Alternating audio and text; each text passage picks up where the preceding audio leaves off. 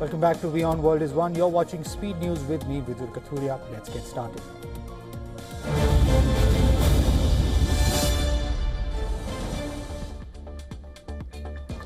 In India, Union Home Minister Amit Shah is chairing a high-level security review meeting at Kartavya Bhavan after the Delhi blast. The meeting is being attended by the Union Home Secretary, the Director of IB, the Delhi Police Commissioner and the DG of the NIA, while the DGP of Jammu and Kashmir is joining virtually.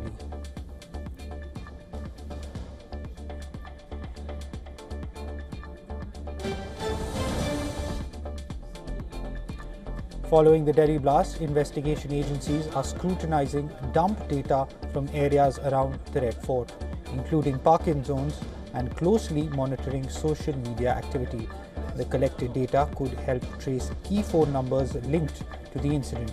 Meanwhile, authorities are also examining communication networks in Faridabad to uncover possible connections related to the blast.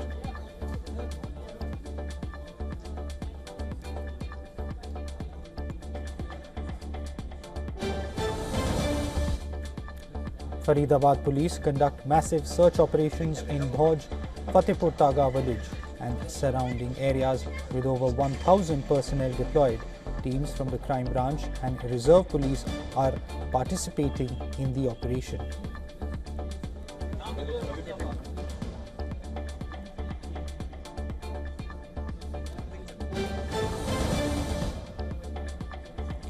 The US Senate in Washington has passed a government funding package aiming to end the longest federal shutdown in the country's history.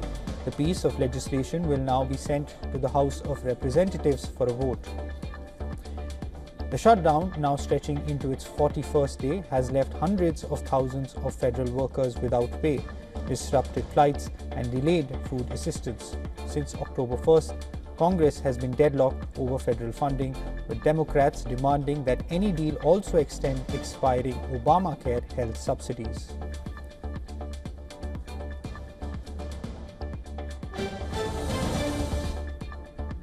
On Capitol Hill, Senate Minority Leader Chuck Schumer has blasted President Trump, saying the past 41 days have exposed the depths of Donald Trump's cruelty.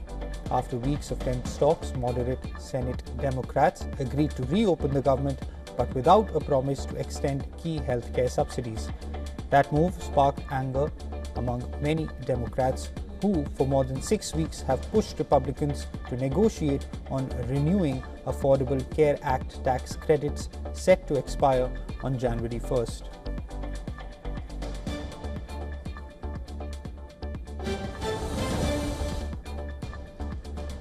US President Donald Trump has welcomed Syrian President Ahmed al-Shara to the White House after lifting long-standing US sanctions on Syria. Al-Shara, who once had ties to Al-Qaeda and faced a $10 million bounty, became interim leader in January following last December's overthrow of President Bashar al-Assad. Trump and al-Shara previously met in May in Saudi Arabia. Al-Shara is now the first Syrian head of state to visit the White House since Syria gained independence in 1946. His priorities include securing a permanent repeal of sanctions imposed for human rights abuses under Assad's government.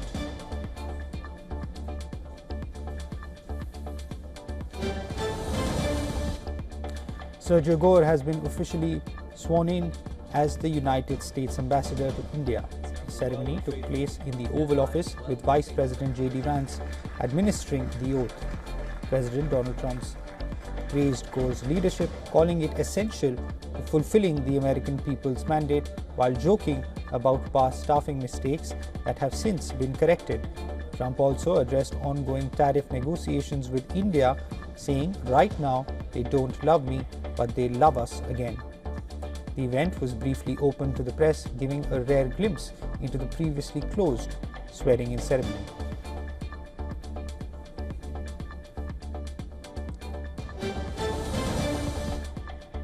US President Donald Trump has threatened legal action against the BBC over its editing of a 2021 speech on the day his supporters stormed the Capitol.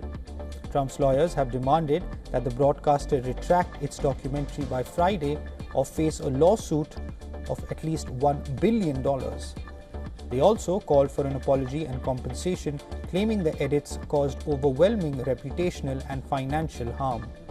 The BBC admitted the edits were an error of judgment and said it will review the letter and respond in due course. The documentary spliced excerpts from Trump's speech, giving the impression he was inciting the January 6th riot.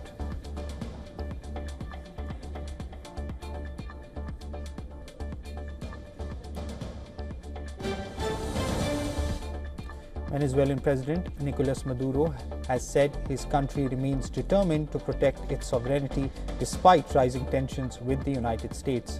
Speaking at a United Socialist Party event, Maduro dismissed the US Congress, saying neither it nor the American president can threaten Venezuela's freedom, peace, or independence. His remarks followed a US Senate vote last Thursday that blocked a resolution aimed at preventing President Trump from launching military action against Venezuela without congressional approval.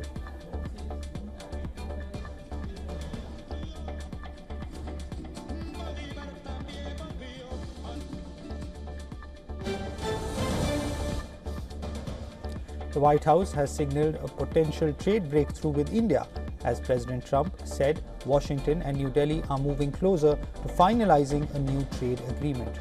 Trump added that the US plans to eventually reduce tariffs on Indian imports, noting that current high tariffs were linked to past Russian oil dealings, which have now been largely resolved. He emphasized that tariff reductions would come in due course.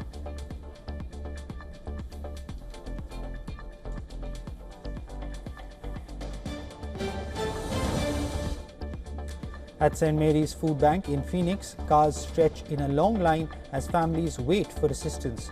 The line reflects the real impact of the longest government shutdown in US history.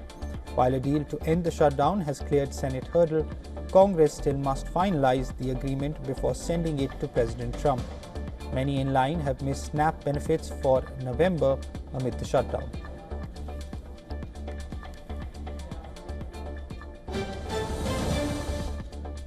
Israel's parliament has passed the first reading of a bill proposing the death penalty for terrorists, a measure that could apply to Palestinians convicted of deadly attacks against Israelis. The amendment to the penal code was championed by far-right National Security Minister Itamar Ben-Gvir and approved by the National Security Committee, passing by 39 votes to 16. The bill still must pass a second and third reading in the Knesset before it can become law.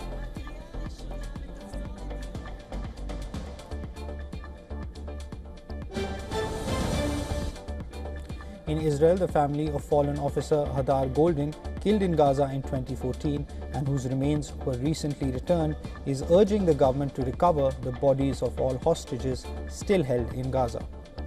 In a statement ahead of Golden's funeral on November 11th, the family said there is no other option but to bring every hostage's remains home, renewing calls for closure for all affected families.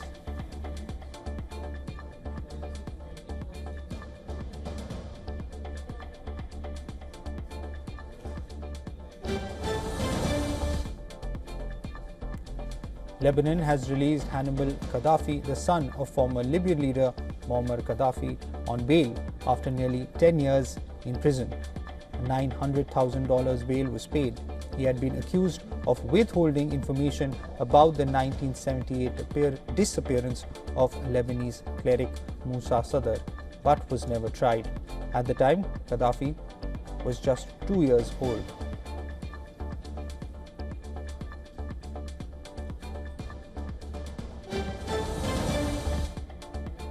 Ukrainian President Volodymyr Zelensky has called for effective measures against corruption in his nightly address from Kyiv. His remarks come after large-scale raids by the country's anti-corruption agency, targeting the energy sector, including the state-run company Energoatom. The actions follow a 15-month investigation into alleged graft, highlighting Zelensky's continued push to tackle corruption at the highest levels of government.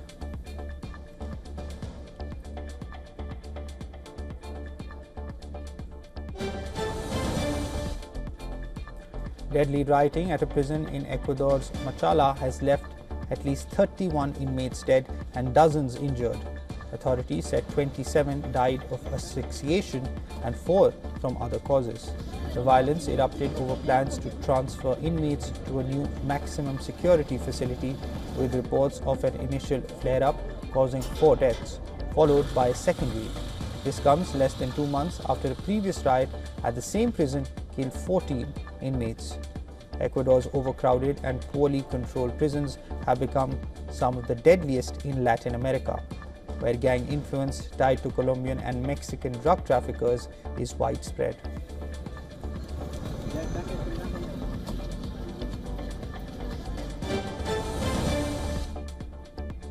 The US Food and Drug Administration has announced that hormone-based drugs used to treat menopause symptoms will no longer carry a bold warning about serious health risks. The FDA is removing the boxed warning from more than 20 pills, patches, and creams containing hormones like estrogen and progestin. These medications are prescribed to relieve disruptive symptoms such as hot flashes and night sweats. Health officials say the change reflects updated research showing the therapies are safer than previously thought for most women.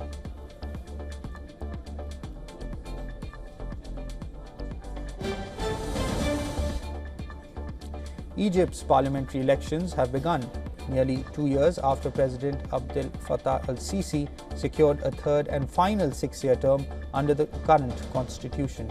Voting will take place in several phases over more than 5 weeks. While a large field of parties is contesting the elections, those expected to dominate largely agree on key issues, including strong support for Sisi. The elections use a hybrid system with just under half of the seats assigned to closed party lists. Several opposition figures, including ultra-conservative Islamists and leftists, were barred from running due to new rules on military service, campaign costs, and medical screenings.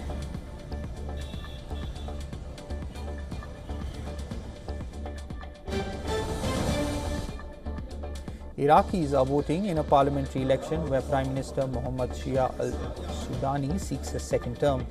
Though many young voters view it as a way for established parties to divide the nation's oil wealth, turnout remains slow as frustration grows over corruption, poor services, and unemployment. A new generation of candidates are contesting but face steep odds against entrenched networks. While Iraq has so far avoided major fallout from the Gaza war, it risks US and Israeli backlash if it fails to contain Iran-aligned militias. The country has held elections since 2005 after Saddam Hussein's 2003 ouster.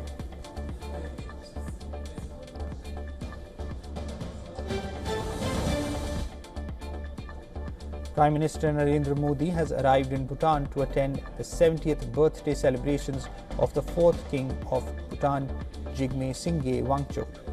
He was warmly received at Paro International Airport by Bhutan's Prime Minister Shering Tobgay. Prime Minister will be the guest of honor at the celebrations.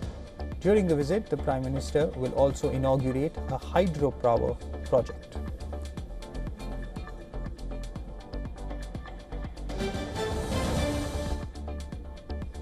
Pakistan Senate has passed constitutional changes that would give the army chief an expanded role and curb the powers of the Supreme Court. Critics say this move could weaken democracy. The bill was passed in just 3 hours after opposition lawmakers boycotted the debate. Pakistan, historically prone to military coups, is currently experiencing its longest period of elected government. In recent years, civilians have tried to assert more authority, but the military has increasingly tightened its control without staging a full takeover. The bill now moves to the lower house before it can become law.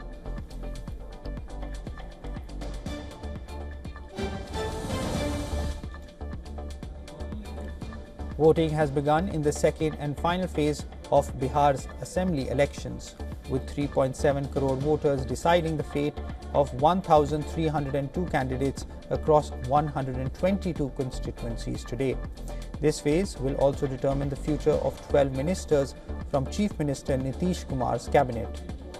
The first phase of elections recorded the highest voter turnout in the state's history, with 65.08% polling, which all political parties hailed in their favor.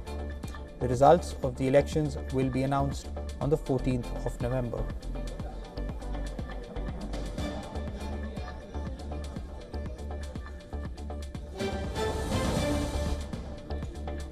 Delhi's air quality has worsened sharply, with the AQI rising to 425 due to calm winds, a stable atmosphere and unfavorable weather conditions. In response to the deteriorating air quality, the subcommittee has decided to implement Stage 3 measures of the Graded Response Action Plan for severe air quality levels across the NCR, effective immediately. These steps come in addition to the Stage 1 and 2 measures already in force.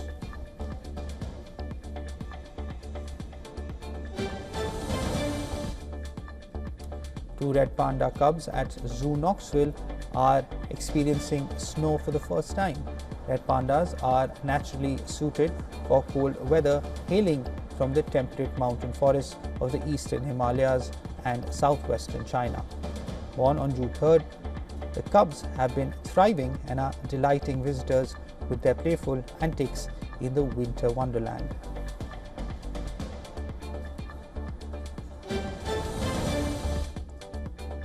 Demonstrators have gathered on a roundabout outside the Agri-Zone in Belém, Brazil, a dedicated area for agriculture outside the COP30 venue.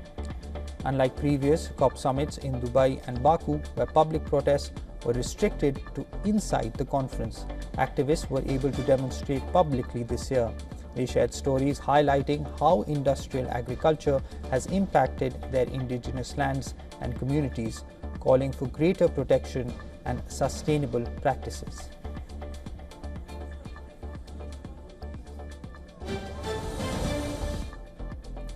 Wikipedia has called on artificial intelligence companies to use its paid application programming interface or API service instead of scrapping content from its website. The Wikimedia Foundation, which runs the online encyclopedia, said companies should use its paid platform, Wikimedia Enterprise, to access data responsibly and support its non-profit mission. The organization warned that unauthorized AI bots have been scraping Wikipedia while trying to evade detection, contributing to unusually high traffic earlier this year. Wikipedia said its human page views have fallen by 8% year-on-year as AI models increasingly use its content without attribution. The foundation urged AI developers to give credit to human contributors and to avoid straining its servers through unregulated scraping.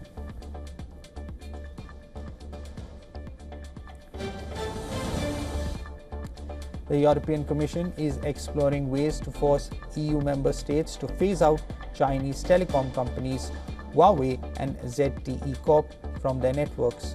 Vice President Henna Virkkunen wants to turn the European Commission's 2020 guidelines, which advise countries to avoid high-risk vendors, into a legally binding rule. If approved, member states that fail to comply could face infringement procedures and financial penalties. The move reflects growing concern that relying on Chinese equipment could compromise Europe's national security interests. Virkkunen is also examining ways to limit Chinese suppliers in fixed-line networks as the EU pushes to expand high-speed internet access.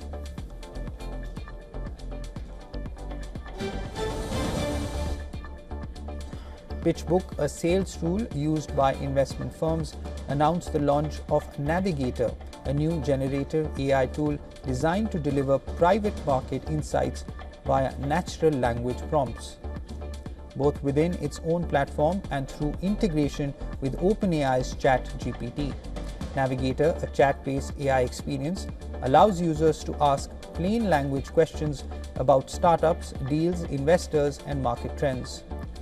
The integration with ChatGPT means that users can now surface PitchBook's proprietary data directly from within the popular AI assistant, making due diligence and market research faster and more intuitive.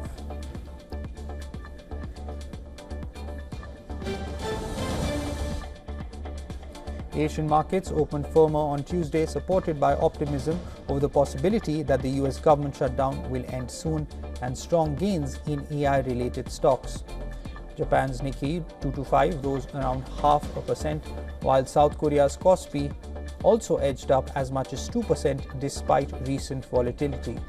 Hong Kong's Hang Seng Index climbed as investors piled into tech and chip maker shares linked to artificial intelligence, while CSI 300 index was flat. Overnight, the US markets also rose after the Senate voted to lift the federal shutdown. The Dow Jones Industrial Average climbed to 0.81%, the S&P 500 gained 1.54%, while the Nasdaq Composite advanced 2.27%.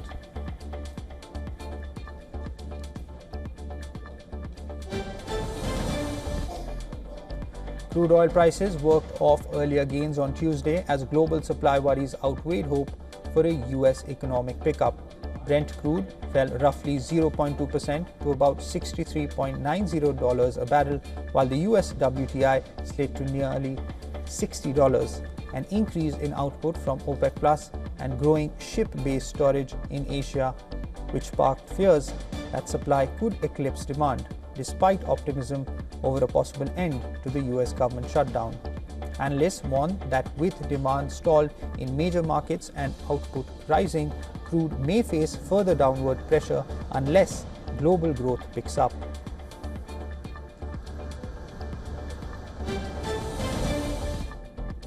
The Japanese yen dropped to its weakest since February as markets grew more bullish on a potential end to the US government shutdown. Traders see the shutdown, now the longest in US history, nearing resolution, which boosts risks asset appeal and reduces demand for traditional safe haven currencies. The yen briefly touched 154.49 per dollar as investors shifted towards riskier currencies and emerging market assets. The dollar firmed slightly on Tuesday, while the euro was steady at $1.156 and sterling has been creeping higher to $1.317. Analysts caution that any delays in ending the shutdown or hurdles in Congress could trigger a rapid reverse in the yen's decline.